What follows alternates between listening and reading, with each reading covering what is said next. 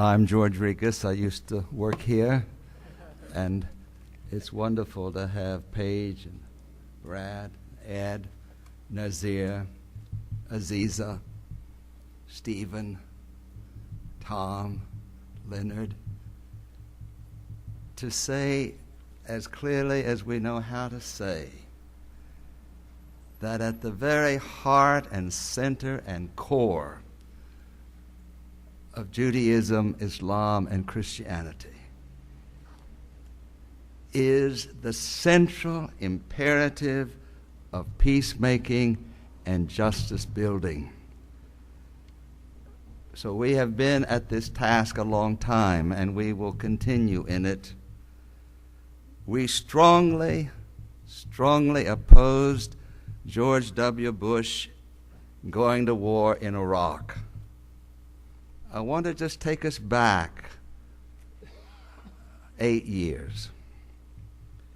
There were very few in Congress who stood against President Bush going to war against Iraq.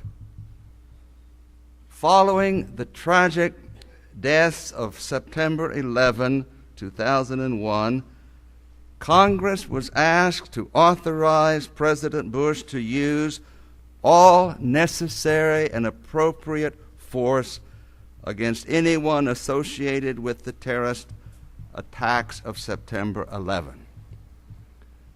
518 members of Congress, 518 in the Senate and the House of Representatives. All of those people, except one, voted to authorize President Bush to go to war. Congressperson Barbara Lee of Oakland was the lone vote against that. And I want you to understand why she voted no. There was a gathering at the National Cathedral in Washington right after 9/11. 3 presidents spoke, and all of Congress were present. Barbara Lee was grieving and trying to sort out her commitments as she grieved and cried over the tragic death and destruction. And she listened to a prayer that the dean of the cathedral offered, that as we act, may we not become the evil we deplore. At that moment, Congressperson Lee knew how she would vote on the bill to authorize George Bush to go to war. As she thought of that one line, God help us, as we act, may we not become the evil we deplore. And she said, I had to vote no.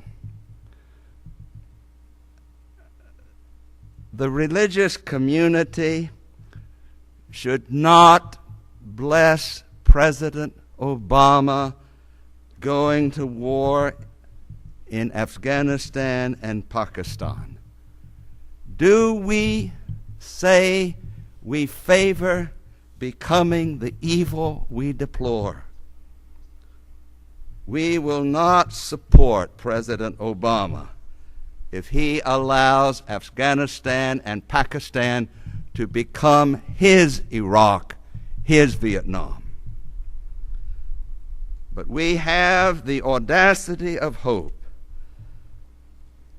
that President Obama will be a peace and justice president.